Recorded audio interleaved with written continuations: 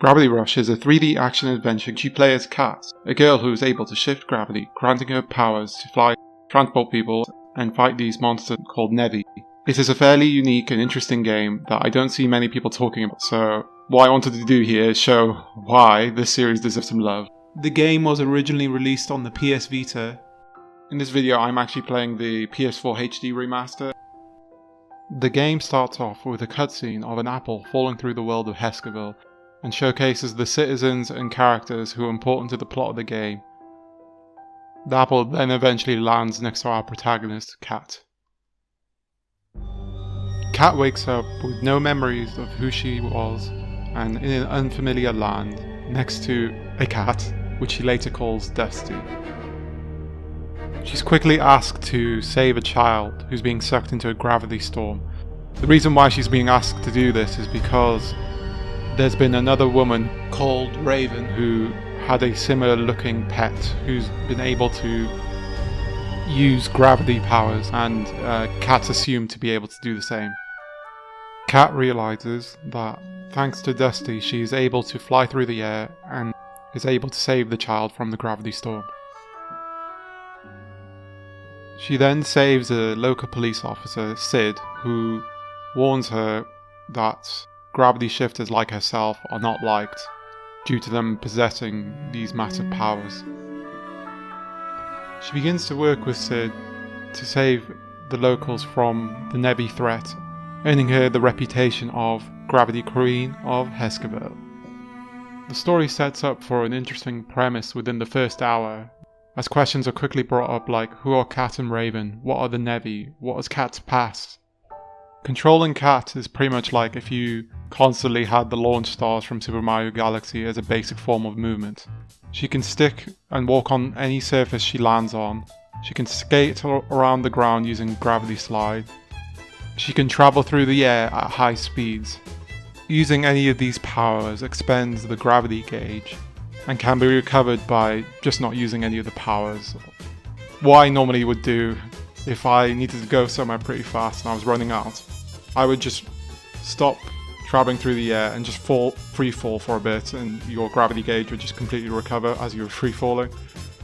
I am glad that it's not recovered by some MP mana like thing you'd get from defeating enemies or something like that, because it means you're able to use the gravity powers pretty much constantly throughout the game, and there's no, oh, I need to find an enemy to defeat to get the MP back.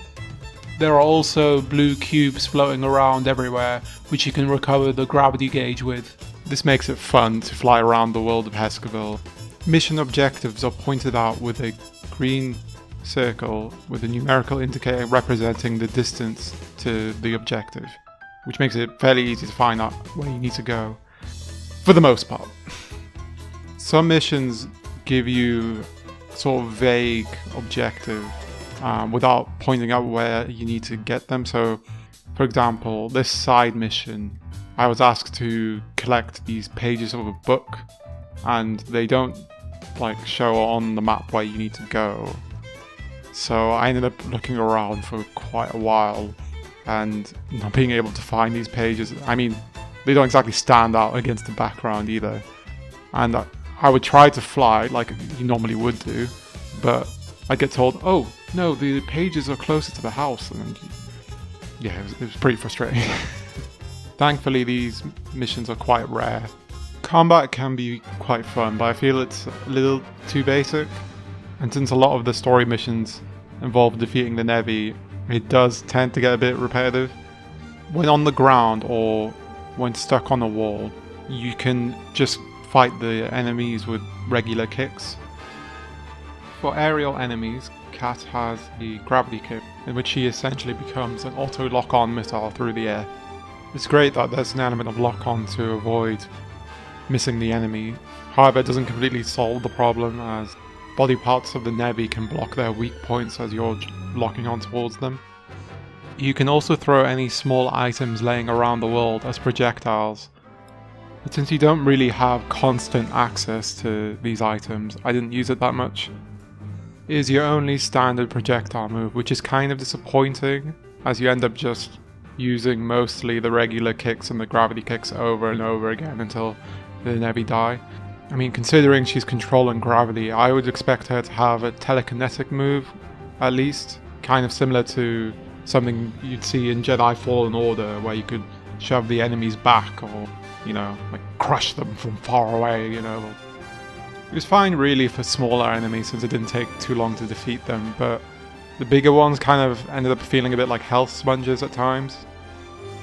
I do like the satisfying noises that are made during combat, you know, the and when you're flying, like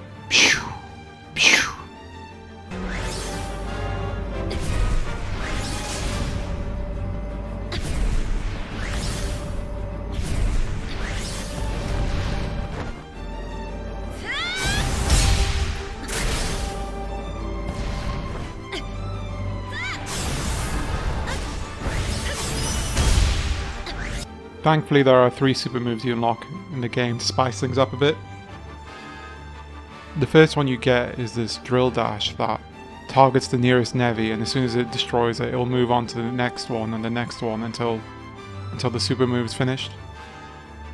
The second super move, which was my favourite, is where Cat summons a bunch of rocks to throw at the Nevi in a very Frieza-esque style. This was my go-to super move, as you could use it from far away and just destroy so many Nevi at once. The last one was this black hole move where Cat basically sort of disappears, becomes a black hole, and starts doing damage to any nearby Nevi. I didn't like this one that much just because it never felt like I was doing that much damage, and the other two felt like stronger moves. You can power up your abilities using these shiny purple gems that are located throughout the world, or you can get these from doing challenge missions.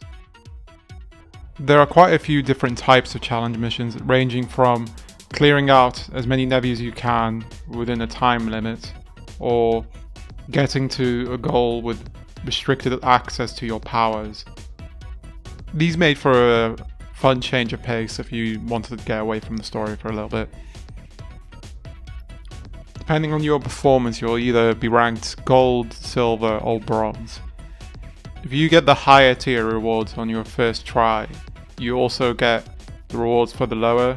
So for example, if you got gold on a challenge, you'd also get the reward for silver and bronze at the same time. One of my favourite things about the game is the way it's presented through a comic book style. The artwork's really charming, and each story chapter starts out like an episode of a TV show. I think at any time a game does something to add its own sense of style, it's remembered very fondly. It's one of the reasons why I love games like The World Ends With You and Persona 5, because of how stylish they are and how you look at it and instantly recognize, oh, it's this game, instead of it being some generic anime whatever. I also like the made-up language they have that sounds very similar to French. It's another unique layer which adds extra charm to the game. Look ici, la civiman. Aktura savo. On is a show. Purasasha chadu. Show judowoshi. I also quite like the look of the main characters involved, especially Cat and Raven, as they have quite unique costumes. Sometimes I just stop to see the way Cat's costume flows in the wind. But I can't really say the same of the generic NPC characters, they're a bit meh. Chapters typically consist of clearing out the Nevi, going to a destination, or transporting things within a time limit. My favourite times are basically just flying around everywhere. I mean, just look at all the scenery, man. It's exactly what you want just from a flying simulator. I imagine it's probably what people thought Superman 64 was going to be like, but then it just turned out to be this flying through the fog simulator. There are also times when characters will ask you questions about certain landmarks that are present throughout the world, which is fine, but it's really hard to find these sometimes. They'll ask about, I don't know, like a statue or something, but you don't know what statue they're referring to for quite a long time. I think a solution for this would be if you open up the map and then a list of landmarks would pop up, and then you could decide between them which one you wanted to go to, and then it would be indicated on screen just like any story objective. The worst objectives though of the game were definitely these stealth missions that they throw in from time to time. And as you can tell, this game's not really designed with hiding spots in mind. At times it asks you to get to a certain point without being or follow someone. Problem here is there's no button to hide behind a wall, hide underneath, and you can't really tell how far the NPCs can see. So you think you hover over them, but then they're like, oh no, we've seen you! I think they were better off just cutting these out of the game. But thankfully there's only maybe like 2 or 3 times that the game asks you to do this. I think personally the weakest aspect though of the game is definitely how the story leaves quite a lot of unanswered questions. I know that the sequel addresses a lot of these issues, but you still need to answer some questions, I think, even in your first game. Story spoilers ahead, so skip here if you don't want to hear any of this. So, as you go through the story, you meet a person who can control the Nevi, and sort of becomes Kat's nemesis for, well, like 2 or 3 chapters, and dies pretty early, and pretty pathetically. You're never really told who he is or what he was doing or anything.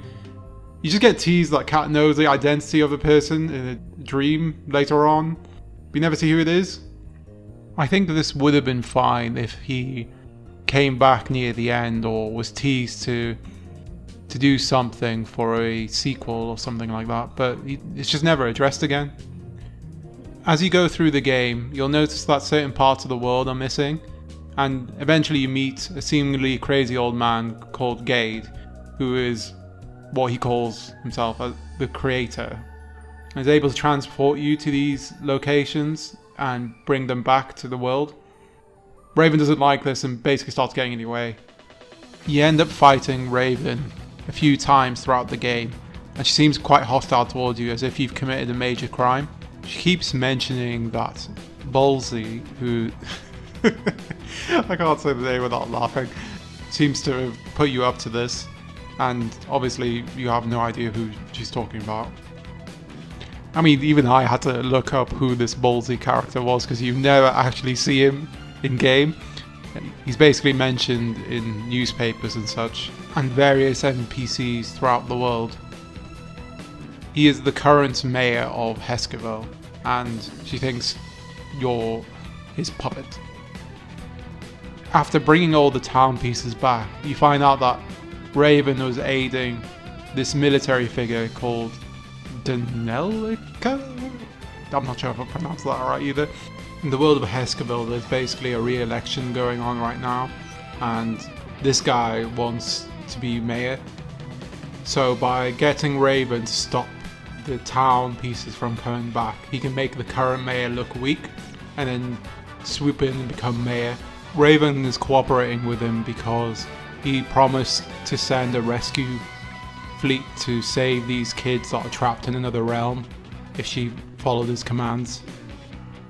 Raven and Kat end up in the same realm as these kids and work together to rescue them. You find out that Raven was one of the children that were lost, but somehow escaped and gained gravity powers in the process. Because time ran slower in this world as opposed to the regular Heskerville, Raven has aged a lot more than these kids. She was quite weak-willed as a kid, but once she escaped on her own, she had to learn to fend for herself, and this is why she's quite standoffish, mean initially when you meet her in the beginning of the game. After rescuing the kids, Kat and Raven get separated. Raven then wakes up back in Heskerville, but a year has passed since she was last there. While Kat has been gone, the world has gone under military siege as the shifters have been absent and they needed protection from the Nevi. The government seemed to be conducting tests on the Nevi and are interested in Kat's cat, Dusty, as it is the source of Kat's gravity powers. At the end, it turns out they try to use the Nevi as a power source, but then the machine used goes out of control. Using the power of evil to fend off evil never works. Cat and Raven fend off the crazy machine, save the day, and Danica seemingly dies? It's a nice enough ending, but leaves you wondering, what are the Nevi? Who was Cat's antagonist figure at the beginning of the game? What is Cat's past? Why does Raven have the powers? Why does Cat have these powers? Some of these are teased or alluded to, like that Dusty and the Crow or Nevi, but none of these are answered completely in this game. I understand you want to leave some open and unanswered questions so that you tease the next game, but you know, you need to have a satisfying ending, even with the first game, instead of just sort of abruptly ending.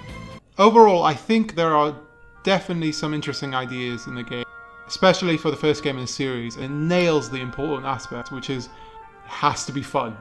Just flying through the air and defeating the Nevi. The only slight issues I have is I just wish there was a bit more to the combat and the kind of lackluster ending. I remember the sequel fixed quite a few of these issues, especially in terms of combat, but I haven't played the sequel in a long time, so I can't completely confirm that. I'll do another video at some point. I hope I've done a good job in convincing people to check this out. If you like this video, could you please help by giving it a like and commenting on how I can improve my videos? That would be very much appreciated. Thank you. Thanks for watching. Bye.